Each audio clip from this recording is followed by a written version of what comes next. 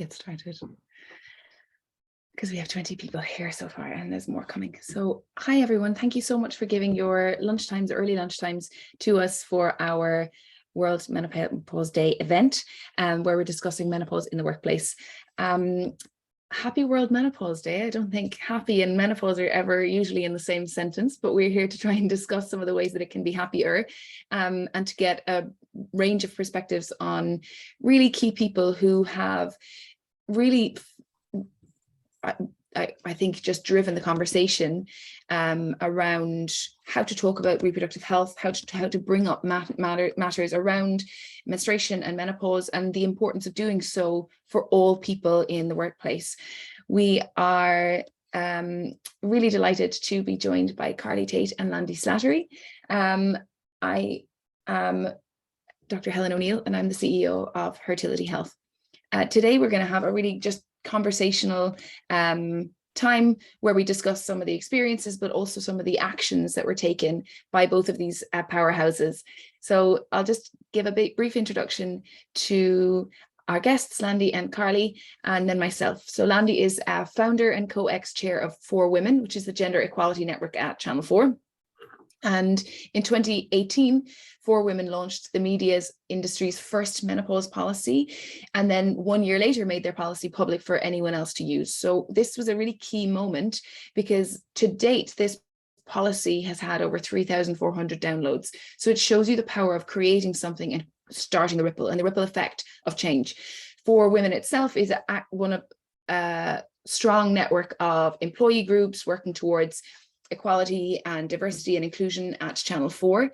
In her other role, Landy is creative director of All 4 Creative, which involves looking after the marketing creative for Channel 4's on-demand platform, All 4. Welcome and thank you for joining us. Carly Tate is a Paralympian and the DE&I lead. Carly is a Paralympian who has worked with global brands and businesses to shape and implement their diversity and inclusion ambitions. She herself is a passionate advocate, and you'll really see from this, for intersectional inclusion. And today she's going to bring with her lived experience as someone who went through menopause at 30. She is now dedicated to improving awareness and allyship through menstrual hormone and fertility health. And she's going to be speaking about the policy as well that she has written for her current employer. I am Dr. Helen O'Neill, and I'm the CEO and founder of Hertility Health. That's one of my roles. My other role is as a lecturer in reproductive and molecular genetics at UCL. And I too am very passionate about creating change, about education, but also not just talking about things, doing things. And I think that's one of the shared common goals that we have here today, is not just talking about things, but actually making action, changing things for people, and the conversations that open up around that. Hertility is a platform that enables both triage, testing, diagnostics, scanning, telemedicine, and treatments for women from menstruation to menopause. We are a team of scientists, clinicians, and researchers that are dedicated to transforming current diagnosis times, to enabling faster routes to secondary care, and to bringing help to women no matter what their reproductive journey. And what we've learned through our data is that while we can see that there are various aspects of women's health that get served in isolation, truly this is a linear journey that we all go through. And the events that happen earlier in your life are the precursors that give us signs for what's going to happen later in life. And joining this dot shouldn't be a difficult thing for any woman to do. And joining up healthcare services that match their needs at every stage shouldn't be difficult either. One interesting thing that we're really amazed that for quite a while we've been talking about the need for every woman to understand their reproductive hormones, the need for every woman to know where they are at in their journey, because statistics can be very misleading. They can say the majority of people your age would be at this stage. But if you are in the 2%, 3%, or 10% that is not within that majority, then you miss out, and you miss out on treatments, you miss out on even diagnosing or recognizing symptoms yourself. So when we saw that the government has recently recommended that all women 45 and over be tested for their hormones and for their menopausal transition, we were delighted. But we then had a quick look, because as you know, we are launching our menopause testing at Hertility, which is a very detailed triage to enable signposting for any of the common determinants of menopause, be it through cardiovascular, neurodegenerative, or bone health. And we test appropriately so that we can really bring women much closer to the idea of actually titrating their HRT appropriately, moving away from this idea of let's not test your hormones, but let's just trial a form of HRT, and then we'll see how you get on, and if it suits you, great. If it doesn't, okay, we'll just stop. So I think we were very vindicated by the fact that the government has actually now recommended women over 45 test. But we had a look at our fertility data. So we've had over 99,000 people do a fertility health assessment, and 30% have at least one of the symptoms of menopause under 45. So actually, it really does call to arms in ways the idea that it's not just about reaching this marker, this time, 45, and I know, Carly, you feel strongly about this, where women should understand where their hormones are at. So thank you for having me. I wanted to set the scene and just give a bit of context. As a working generation of women, we are impacted incredibly strongly and powerfully in the workplace when our hormones wreak havoc. And this could be through pregnancy, this could be through perimenopause, this could be through menstrual pattern disorders. And I'd love to just take a minute to talk to each of you about your experiences within the workplace, and the need for a menopause policy, and more so the conversations that have opened up since waving a flag, and the power of just opening up and voicing things. Landy, I'd love to know your experiences of this, because what you saw was a landslide moment, right? You saw something, you called it out, you created change, and actually this had a ripple effect all over the world. Yeah, absolutely. I don't think we had any idea, actually. I think we were all blindsided actually by just the huge sort of phenomenon that came from Channel 4 putting in a menopause policy. I think it was like a perfect storm of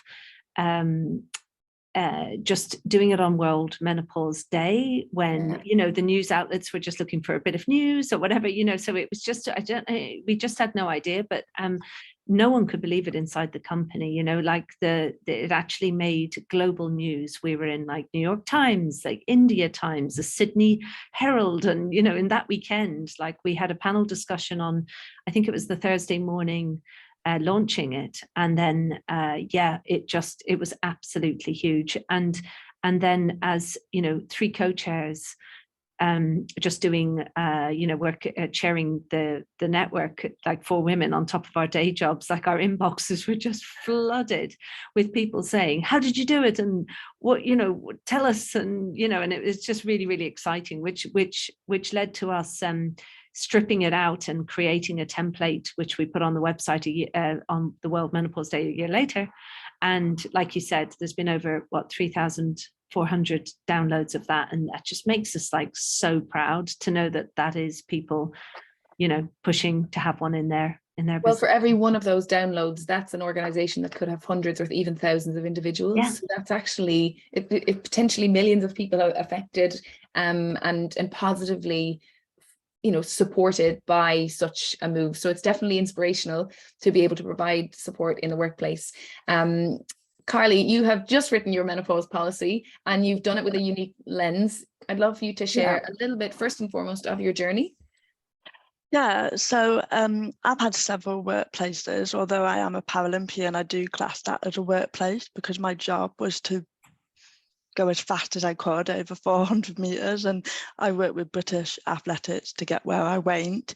In that process, my hormones were never tested, and this is a conversation that's coming into sort of the media at the moment around women in sport and the impact that hormonal health has on performance.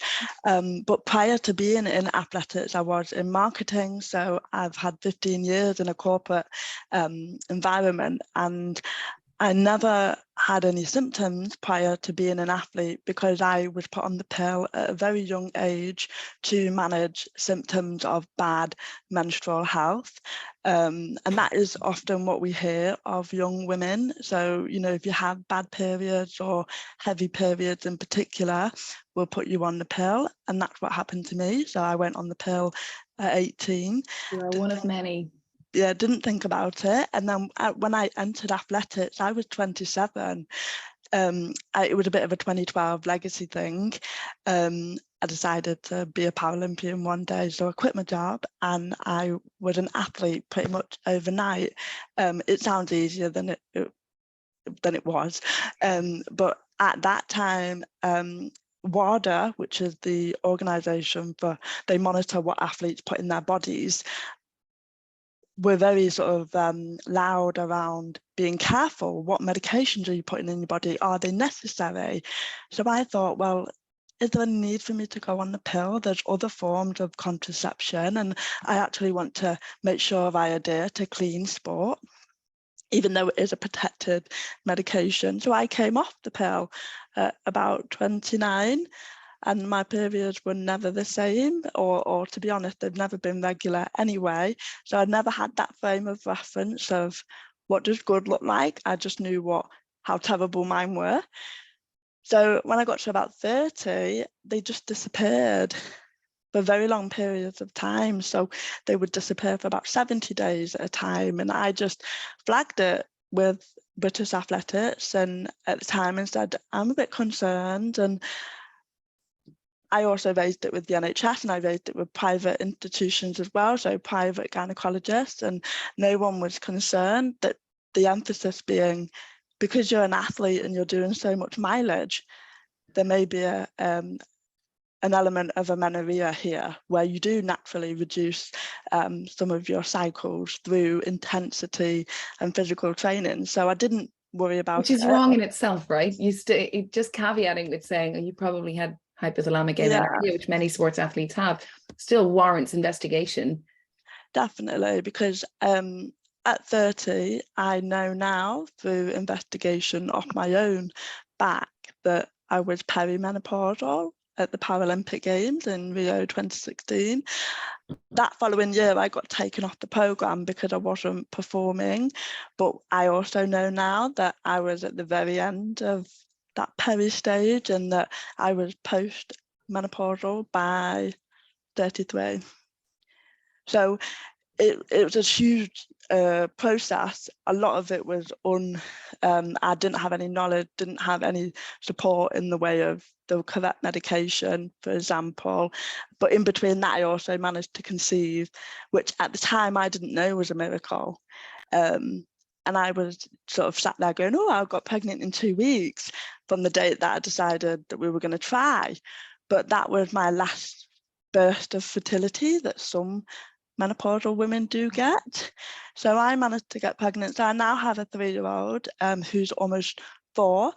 But in my trying to conceive second cycle of, oh, let's have another baby, that's when I went to another private gynecologist and said, I'm a bit concerned because I've been breastfeeding and my periods haven't returned. So I got pregnant having not had a period for 3 months. And then I've not had a period since. So I've not had a period since November 2017, but it was only diagnosed in September 2020 that I was post-menopausal. So for all that time, from 29 to 34, I didn't have the right medications. I was actually on antidepressant at the time, which everyone blamed on postnatal. So I now have osteopenia as a result of not having enough estrogen in my system during that time. But what it has meant is that I went back into the workforce after maternity leave very poorly. To be honest, I was a shadow. I just wasn't coping, and there was no support in place in the workplace. So I actually ended up leaving. I went off sick for a couple of months to try and make myself better. At the time, I was given HRT, so I had some of that, and that did improve things. But it has been a journey to find the correct HRT and therefore the correct support, because it isn't just take a pill and you'll be okay. It can be different for a lot of women. Absolutely. It really calls into question the age discrimination that we have for menopause, and very often, like when somebody looks a certain way, whether they're sporty, whether they're fit, whether they're the thing that we constantly hear is people being told, well, you don't look unwell. And your point about being treated for depression as opposed to hormone imbalance or lack of hormones is also one that really resonates with what happened at the time where the initial paper came out saying that HRT, which was a very, very premature release of results, but also a very damaging paper that came out saying HRT causes an increased risk of breast cancer, because what we saw was this huge decline in women taking HRT, but that graph was intersected with a huge incline of women taking antidepressants. And it really shows you the kind of dismay and the miscommunication that can be pervasive, not amongst just women and people, but also among the medical field. And that is truly an example of that. And one example of where we can't seem to move beyond a typical definition of something is the image of a peri or post-menopausal woman. And so we've, even in launching our Hertility menopause test, what we want to move away from is images of gray-haired women, because so many other women, hundreds of other women we've had conversations with who are in their 20s saying, I think I'm actually going through menopause. And we test and we say, yeah, they are. Every symptom could be classic hot flushes, night sweats, all of the typical symptoms, irregular periods. But because of their age and how they look, they're not taken seriously at all. And when we even think about, an earlier progression into perimenopause, that's one thing, but 1% of women have premature ovarian insufficiency, and that's actually a significant number of women, and very few know about it. So let's talk about some of the ways that we can support women in the workplace, because Landy, from your experience, it was actually quite a simple thing, just to say, hey, we're here. Here are some of the things that you can do as a workplace. Yeah, so when I was chairing for women, we would often we'd start our new year with thoughts about, like, what will we tackle this year, what do people care about, what are people worrying about, or whatever. And well, I had a year where I just felt like, I'm a creative director, right? So like my job every day is to just go, no, it should be blue. It needs to be a bit smaller. Do you know what I mean? I need to know what I really think about things, and you know what I mean? Be sort of confident in my opinion or whatever. And I was finding that increasingly difficult. I was feeling like, there was a shroud of insecurity that just kind of like enveloped me around that time. And really weirdly, my whole sort of lead up to saying, like, can we put in a menopause policy at Channel 4 was like my own experience, which was like just having a really weird year where I didn't feel myself, and I felt like what on earth's going on. I had like, sort of, I got sick. I was just went like a bit like a zombie for a bit. I don't know, we'd call it some sort of like a sort of a breakdowny thing. It was just kind of like I had no sort of words to really explain what was going on. I had no point of reference. I'd always been totally, pretty sort of confident and solid with everything that sort of went on.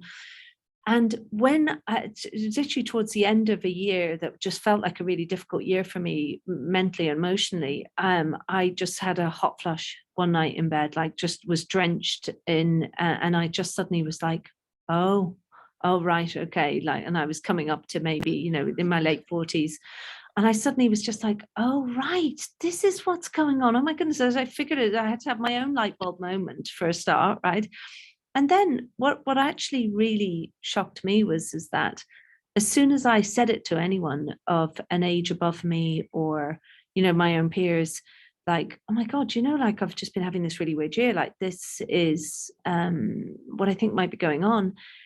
everybody then said like, oh yeah, no, listen, let me tell you, come on in here to this room and I'll tell you about my experience. Or, you know, Lisa, when she ended up on the antidepressants, sure, that was the menopause. And then someone else would say to me, oh, you know, so-and-so who went mad and started shagging all the dads in the playground, like that was actually perimenopause. She was, you know, like people, honestly, like anyone who'd gone wrong. Sign me up for that version. Yeah, but like anyone who'd like left their job or just, you know, had a personal crisis that like I was like, hang on a minute, like you know, no, why didn't you tell me that was menopause when we were talking about Jane, or we were talking about, you know? And it was what I was flabbergasted about was actually that the stigma attached to it and the silence attached to it is actually perpetuated by women themselves as well. So women do not talk to each other about menopause because there's an age stigma attached to it, and they don't want to say that, you know, they're going through it. And so I felt like suddenly I was sort of brought into the Illuminati and brought into these private conversations behind closed doors where everyone kind of explained it to me, you know, and I was like, what the hell is going on? Like, you know, so working for Channel 4 for a start, you know, Channel 4's whole remit is about you know, championing unheard voices and blowing, you know, stigma of kind of, you know, silence of conversations out the water. And, you know, that's like just aligns with its brand totally. So we also had a female CEO just come in to take over Channel 4, and she was really, yeah, I know, which was amazing. And she was also really like the first thing she did on her first week, even before she met all of her exec team, she met the employee networks and talked to them and, you know, asked them what they did and got to know all of us, which I think was just a real sign of, you know, a difference in leadership from the beginning in terms of, you know, like it mattering is that a word, about, you know, the people on the ground and just how, you know, how people really felt within the company and everything. So we immediately had a good relationship with her. So we went straight to her and said she was nowhere near menopause stage herself, and similarly was just like, what is all this about actually? What actually does happen? And like had no ideas herself about it. When we said, listen, we just put a little call out to our sort of little core committee saying we're thinking of looking into menopause, you know, and you know, in terms of like the reaction back from, you know, some of the senior ladies who were on that little committee, just who would normally say, oh, that sounds like a great idea, yeah, I'd support that. Instead, it was like, oh my God, yes, please, could we please, I'm actually having a really difficult time. And it was just like, you know, flabbergasting actually, like the emotional sort of reaction from a lot of senior women who, you know, and this is another point is that like in terms of menopause, having a menopause policy in the workplace is that, you know, we talk about like parity of, you know, men and women in senior leadership roles and, you know, equal pay and just, you know, having, you know, like Channel 4 has like Alex Mahan came in and put in a target immediately to kind of by a certain time get 50-50 in her top 100 earners at Channel 4 to be like a proper gender split, right? Because, you know, there's way more men than women. And, you know, there's no way you're going to actually do that without supporting women of that age who have just ended up becoming you know, worked really hard all their lives in their career and then become a head of a department and, you know, have got all that responsibility. And then they hit this thing, you know, and they have no one that they can discuss it with, no one that, you know, will sort of, you know, there's just no conversation around that for them to sort of get support. So it was really interesting. We held some focus groups with women around the business about like how they were feeling about it and what they would want from it. Yeah. And we just went to the CEO and we just said, look, would you support putting this in? Because there's actually not much that you need to do other than say, we recognize that women get the menopause. Yeah. I mean, literally just we recognize it. Yeah.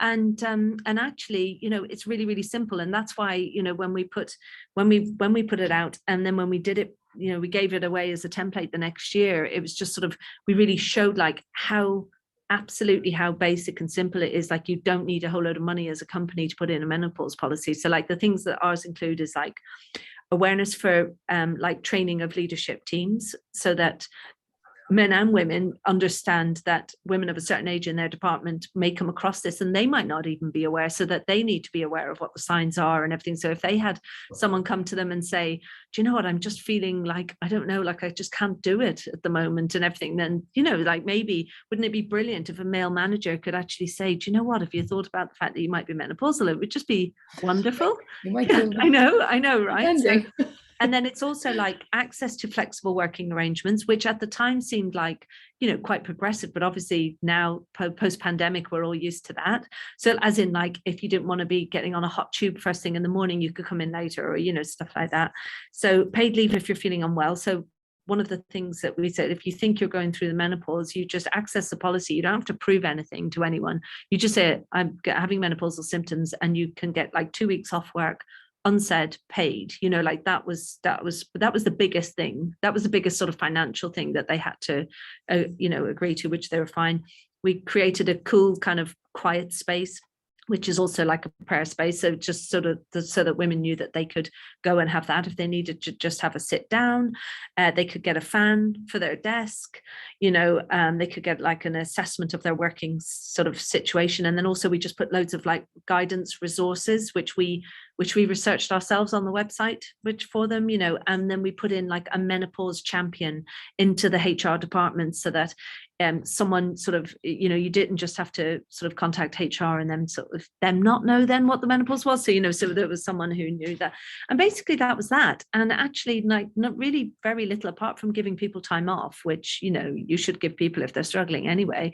There really wasn't much, like the price of a fan, you know, like for someone's desk. I mean, you know, it wasn't a huge commitment. And actually it was, like I said, it was groundbreaking. And what's amazing is the level of investment that employers will make into redundant things for employees just to tick a box in terms of like, this is a benefit, but actually, is it going to affect the core ability, mental and physical health of your 50% of your working force?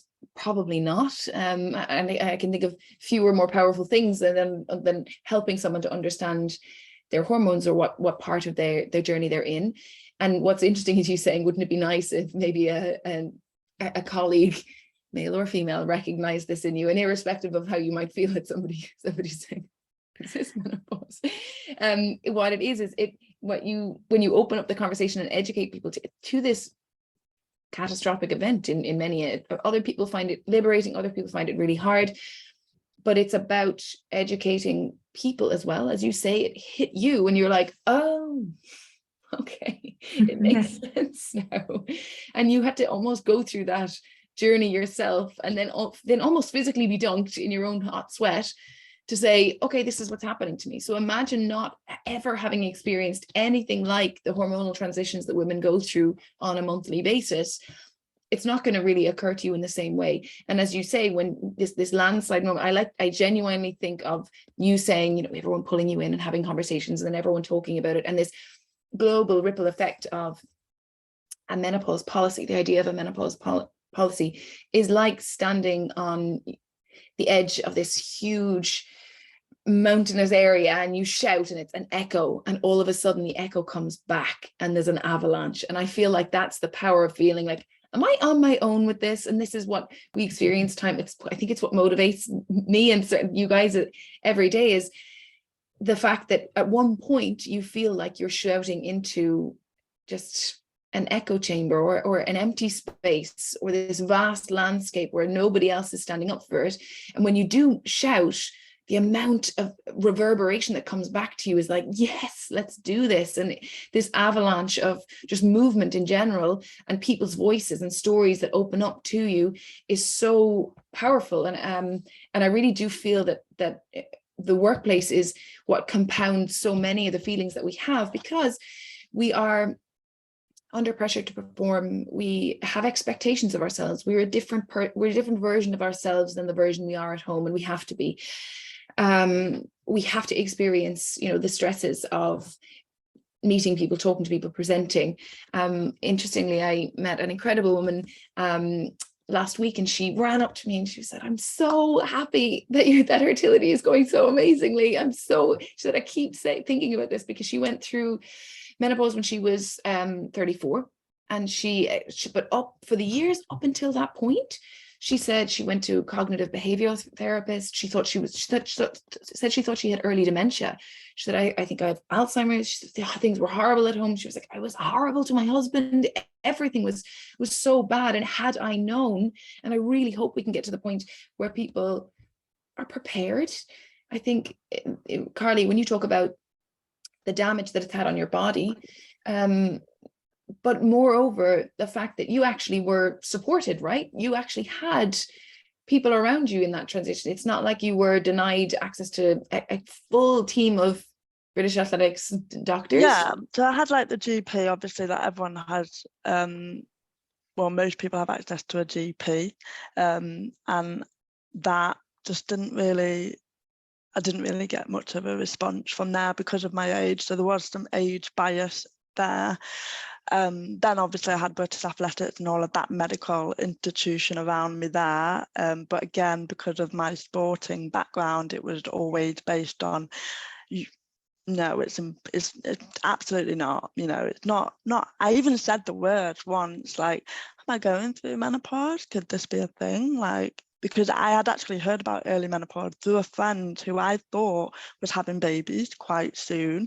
And in my circle of friends, we weren't having babies that early. So I said, oh, brilliant, you're pregnant. Oh, right, fab, yeah. Like, as in quite young. And at the time she said, well, yeah, because my mum went through early menopause, so I thought maybe I needed to hurry up.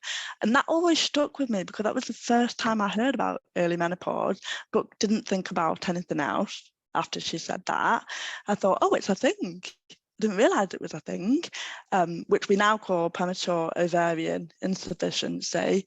And then I also had my partner's healthcare plan. So when I felt like I was hitting roadblocks, I accessed support through my partner's healthcare plan, but that ended up being a bit of a dead end because they found a baby. So that was a bit of a surprise in that medical appointment when they were like, we think you might have an ovarian cyst, because an ovarian cyst tells your body that you're still on the pill. And what does the pill do? The pill makes your body think you are pregnant. So I was like, okay, so I have a cyst. Right, well, that might explain it. So then they did an internal examination and found my son at 13 weeks. So that was a huge shock. But then after that appointment, given all of the history to this, very well-renowned gynecologist, at not one point did anyone say, maybe after the birth, you might want to reinvestigate, because it's actually not normal to not have a period for 3 months. But again, I kind of went into it absolutely like, la-di-da, I've had my baby, oh, I must be fertile and everything's great. I'll just ignore those symptoms that I was having, which at the time really, for me, was just the absence of periods. I wasn't getting all of the other things that you do get in peri. It was only after childbirth that I got the bulk of the menopausal symptoms. So for me, it manifested in memory. So like your friend that you just mentioned there, Helen, I honestly thought I had dementia. And everyone said it's baby brain. And I was like, yeah, but I'm literally forgetting what a window is. Like, I would look at a window and go, that pane of glass? And they'd be like, well, you mean the window? Oh, okay, yeah, the window. And I was like, that's not baby brain, surely. But then I went on the term baby brain really even annoys me. I think we use these terms, even down to saying like a hot flush is something so it's momentary. It makes you, if you're hot, it's a flush.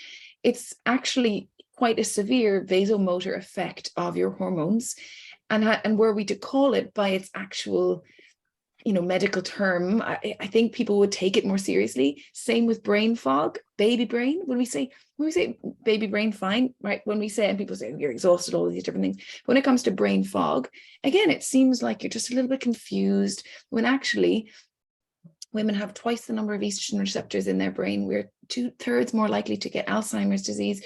There's a huge study has just come out on the impact of reducing Alzheimer's in individuals who have actually, the reduced impact of Alzheimer's on individuals who were put on HRT in good time. And when we don't talk about the neurocognitive effect of estrogen depletion on the brain, instead we just diminish it to calling it hot flush.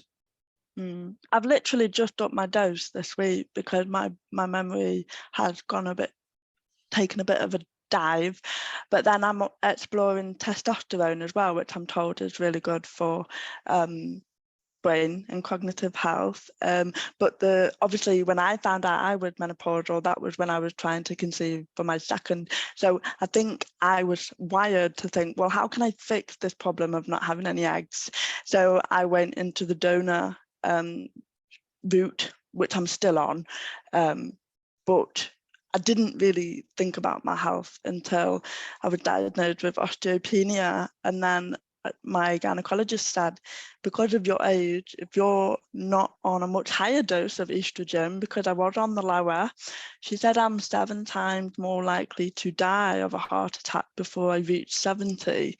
So I was just like, oh, so it's literally not just the absence of periods, you know, because they're a bit inconvenient, aren't they? But to face your mortality because you're not having the right estrogen is quite shocking. So when I've obviously been instrumental in driving this policy for my current employer, and also in my role as a D&I lead, I did want to bring in that other lens of the younger aspect to it. So one in 100, so 1% of women do go through menopause before 40.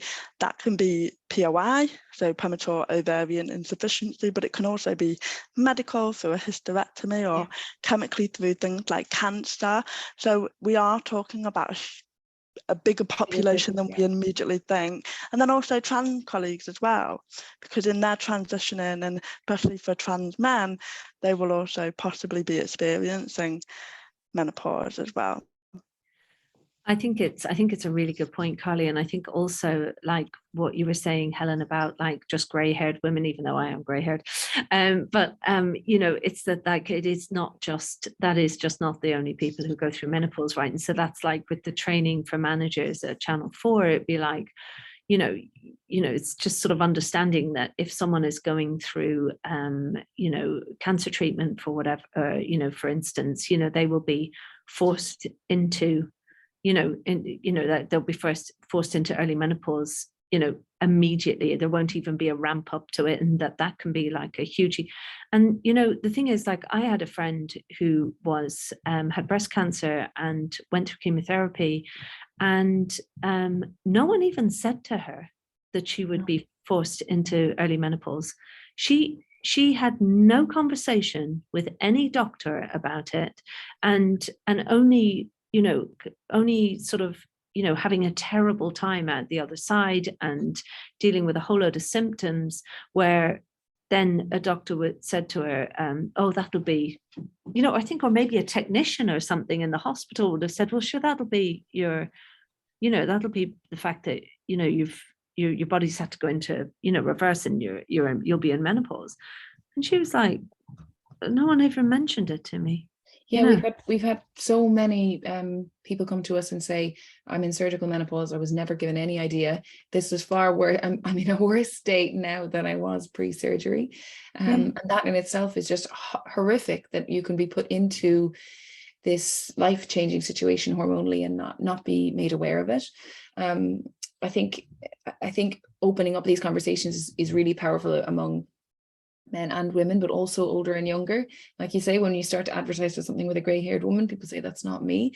We have this amazing ability to be in denial about our actual age. I think this is really true of some of the statistics around fertility as well, and people saying, well, I'm just seeing if I want to have babies, you know, and they're 42, and we're saying, well, you're running out of time if not already out. And to me, that's really, it makes me angry to think that in ways it feels like women have been lied to, because we haven't been properly educated about our menstrual health, our reproductive health from menstruation to menopause. The fact that at 16, should you have irregular periods, difficult periods, painful periods, it's more likely that you're put on immediately on the pill than you are to be tested for your hormones to understand the underlying cause.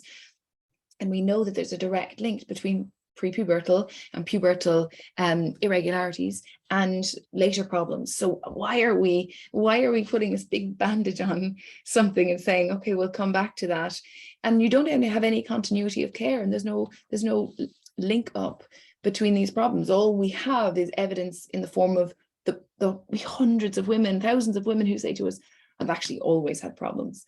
And if we had warning of that, like you said, you had an anecdotal evidence of a friend saying, my mum went into early menopause and therefore I might.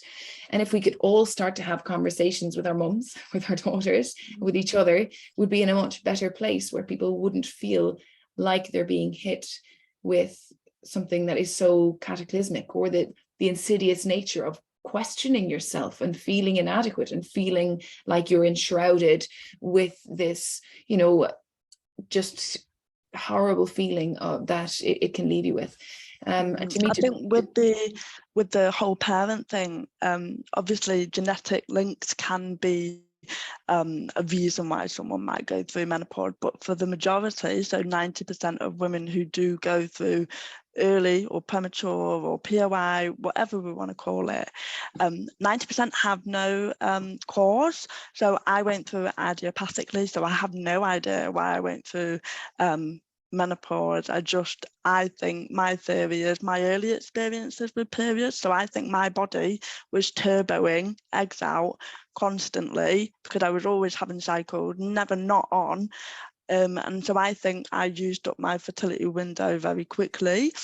However, and going back to your point, Helen, around the fact that we don't test. So there were so many missed opportunities for me to even have a test, to then freeze eggs or do something a little bit more proactive. I'm already disabled. I've got cerebral palsy. I do not need osteopenia on top of it. And that's what I have now. So it's I don't know, I've called it catastrophic neglect in a lot of ways around my own health. And I was ranked number 5 in the world at one point as one of the best athletes in the world. And now I feel about 80, because that whole, estrogen depletion, after birth, I was going grey. I've had to dye this. My hair is so thin and grey. So even from an aesthetic point of view, from a vein point of view, it's not vain. It changes, and you're like, wow. I mean, I know I've had a baby, but this weight will not shift. And so I've had to come to terms with it, as hard as it is. And I think one way of me being proactive is putting a policy in at work and in a retailer that has young people, more likely to be young than menopausal age. And I thought, I don't care, I'm putting it in because there'll be women in my situation who just haven't got a clue. Don't know. Oh, good on you, Carly. I think that kind of education of young women thing is the bit that I just loved seeing at Channel 4, and there was, weirdly, just before we put in the menopause policy, we'd do these sessions, poor women would do these sessions called Come Dine With Whoever, and it would be a lunchtime thing, and it would be a senior woman in the business, who would just have a real Chatham House rules chat with everyone and bring their lunch, and they would just say how they got to where they got to in their career and all this sort of stuff. And one of the women was Dorothy Byrne, who was a very vocal woman who was the head of news at the time, she was hugely vocal on this, with 4 women in the menopause. But she mentioned menopause in the McTaggart speech she did at the Edinburgh Festival, and people were like, she mentioned menopause, and it was before we put no one could believe she'd said the word. Now you wouldn't think that because it's such a buzzword now everywhere, thankfully, it's over. But what was really interesting is that I was so amazed by her, because she sat down around the table with everyone, and most people were kind of how did you get to where you got to in your career, and and all this sort of stuff, and people were really kind of especially young women wanting to learn from an older woman of just how they did it. And the main thing she wanted to say to everyone, you'll love this, Helen, was she just was like, don't forget to have babies. She was like, don't think just because you're in your 30s that you've got forever to have babies. And basically that's all she wanted to say, because she had managed to have a child just literally, I think, as she was turning 40, and she'd put her whole career first, you know, and she was this really successful, and she's an amazing character. Dorothy Byrne, you could look her up, she's just incredible. I will. And yeah, she's so brilliant. And I love that an older woman has said, go and have I was babies. so surprised. She was just like, you know, so instead of being like kind of, you know, oh, have a great career and, you know, put yourself first, and, you know, that, she was just like, don't forget, you're women, you can have children, your fertility is dropping every day. Like, all these young girls were around the table going, what?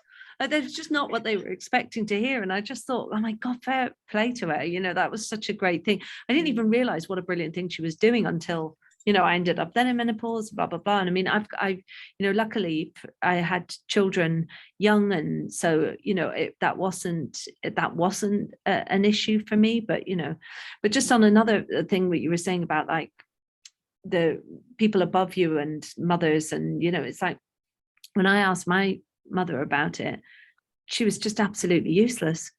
She was just like, she just said, oh God, I don't know, I think I went on HRT when I was in America for a bit, but then I stopped taking it, and then, oh, I don't know, and then maybe a doctor gave me some again, but then, oh, sure, I don't remember, Landy. And I was just like, what? Like, but we are very privileged in that we both have internet at our disposal. We can ask the Google, well, so there's the GP, and then there's the other GP, which is the Google practitioner, where we can ask so many of these things. We can become informed and educated. Our mums were of a generation where it wasn't even expected, and it certainly wasn't in many cases standard at all, where you didn't even have to know what medication you were being prescribed. The doctor didn't have to explain a rationale. They could write you a prescription, take that, no reason why. You had no access to your medical records even. So in ways, it's kind of not surprising that they were handed something, had no idea what it was.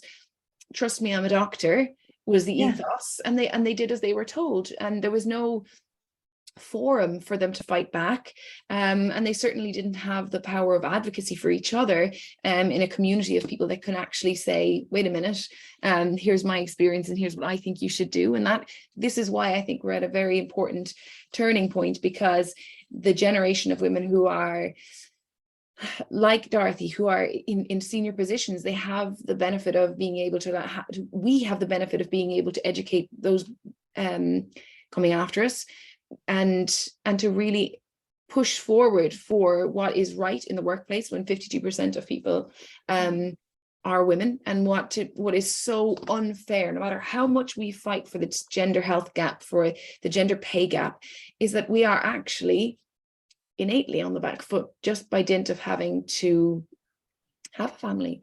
I mean, I've had, my mum has terrible memory, and I keep saying to her, get on estrogen, mum, and I've got 2 mother-in-laws on it and a bit of testosterone. I was like, why do you think you need to live through it without some support here? Like, you don't have to come off it. Like, what's this thing we tell women?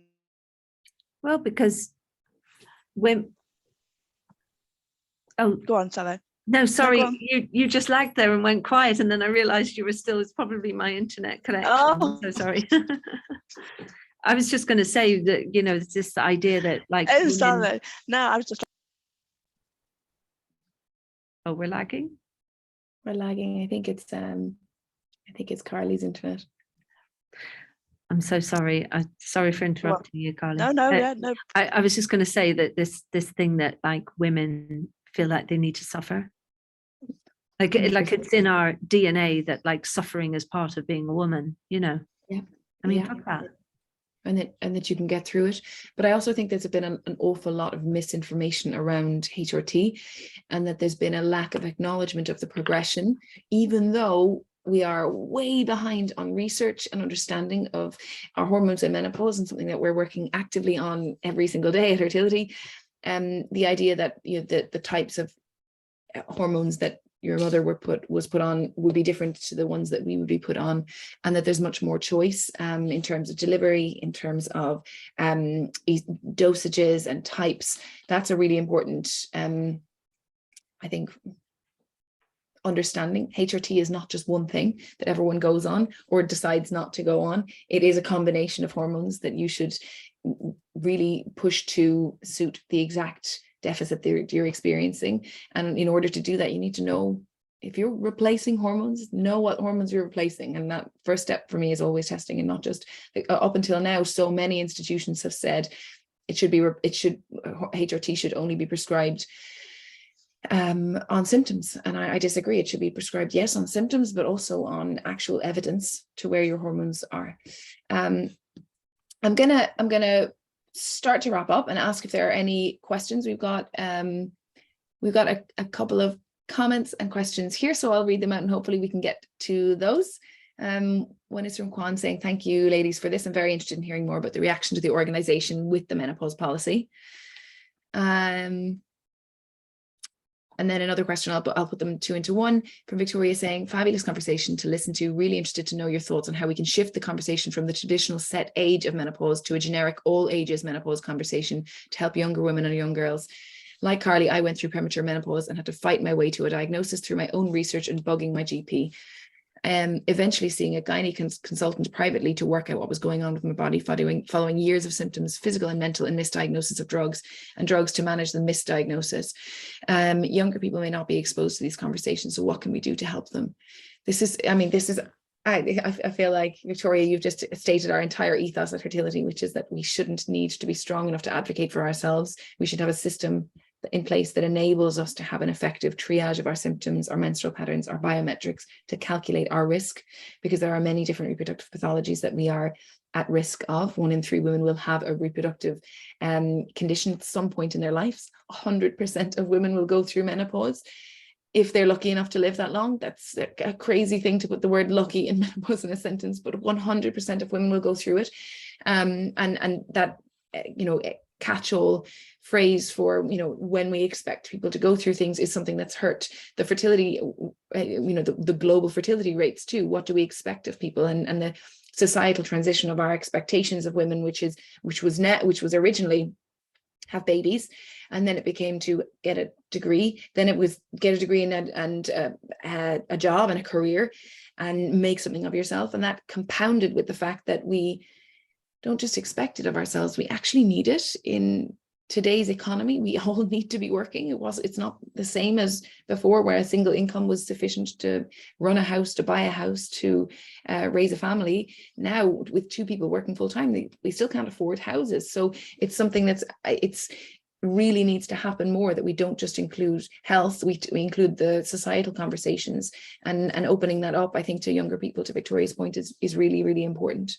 I have a lot of friends who say to me, "But I just need to get into that head of position before I just go away and have a baby." And I hate being that person, because I feel like I'm not repping sisterhood if I say, "Yeah, but how old are you?"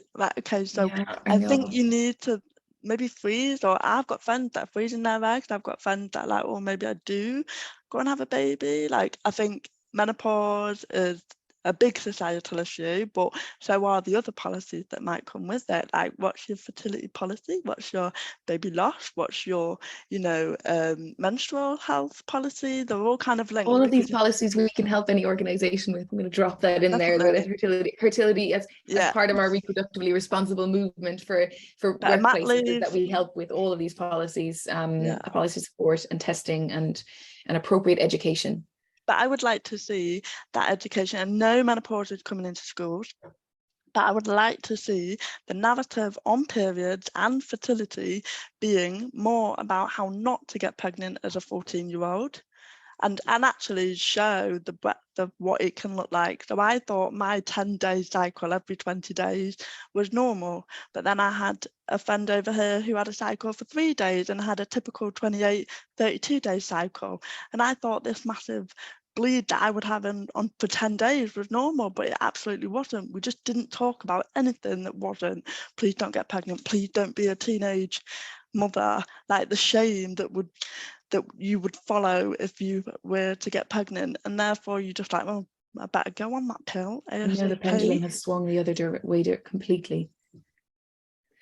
I also just think that the way that we've built up like what you need to have a baby these days, like I had my first one, she's 26 now, like I didn't even have a baby monitor because like I wanted to just use my instincts, you know what I mean, for the baby. I didn't have any paraphernalia because I couldn't afford it. And it was fine. You know, it was absolutely fine. And, you know, when people say to me like, oh, like you said, Carly, you know, like I just need that like extra promotion, or like the amount of people who say to me just like, oh, well, we need to wait until we've got a bigger house. And I always just say, people have babies in caves. People have babies in caves. Yeah. I wish more people, I have a babies before brides policy, because of the amount of people who say to me, well, maybe we'll do it after we get married, and they've got this, you know, long engagement. And I think that's also, you know, just a shift in expectations as well. We have another question here. Actually, the two of the other questions, one is about having breast cancer, and HRT. You can still have HRT if you've had breast cancer. But Jodie, if you'd like to join for our webinar this evening at 7 o'clock, you'll be able to ask our expert, Dr. Vikram, about these questions in relation to HRT. And then there's another question asking if you are going through the menopause. How do you know if you're going through the menopause if you're on the pill? I've been on the pill since I was 15. I'm now 37. My mum went through the menopause at 38. Listen to your family history and come off the pill. Test your hormones. That's the only way you can know, is to test your hormones, really and truly. And I think that's what the sad state of women's health is at the moment, is that we expect it to be so typical, right? We expect things to look the way we expect them to look. We expect a menopausal woman to look grey. We expect her to have hot flushes and bad moods. And we portray this image of something that so many people doesn't resonate with so many of us. We don't recognize that, any part of that type of image of person in ourselves. And therefore we are the first to dismiss the symptoms that we could be on that journey ourselves. We're the first to do it. It's not necessarily the doctor who would always dismiss us. We do it firsthand ourselves. And we expect that we should be aware of that transition because we are watching or witnessing our body go through that hormonal decline. But for so many, we have been put in through messed up cycles of the contraceptive pill, the coil, the patch, you name it, so that our symptoms are confused. I'm a strong believer in giving your body a break from contraception, unless you've been put on it for, you know, medical reasons. I still think that there are just thousands of women out there who tell us that they've been on the pill for the last 15 years. And it's crazy to me that they've never witnessed what their actual cycles are. And maybe we'd be able to prevent and predict when our menopausal position would be through listening to our bodies a bit better. And that's something that we can actually test for. So keep an eye out for more education around this. With Hertility, we're determined to not just talk about menopause because everyone's talking about it, because it's become popular, but to really bring forward the evidence, to bring forward more of the studies, and to really demystify those studies. So every single day our full research and clinical team are investigating some of the newest research, implementing our own research into what are the physiological, what are the cardiovascular, what are the neurodegenerative events that happen, what are the ways that we can mitigate them. Through our new test, we'll be able to tell you what are the things that you can do aside from HRT that could mitigate some of the, even in a minor way, through dietary and lifestyle interventions. So do keep an eye out for that. We'll send information about the wait list that we have. Really what we would love to form is a community, an open discussion where we can educate in an unbiased way around what are the newest learnings and what are the ways that we can improve our own health. But by speaking to one another and just opening conversations, how many more lives can we affect? Nandi, Carly, thank you so much. I don't want to run over time because I know people are probably eating their lunches or on lunch breaks. We're so grateful for all of the people that have joined us. Please do keep in touch with us and email if you have any ideas for further webinars. Thank you for being reproductive revolutionaries and introducing policies and opening up conversations, but more importantly for sharing your stories with us. It takes a brave person to share their story, and it is a very, very powerful thing to do, to share your own story, because it starts an avalanche. Thanks for having me. That's fine. So Yes. thanks, guys. Thank you, Helen. Lovely to meet you, Thanks, Carly. guys. I've had a Take really lovely care. chat. Bye. Bye.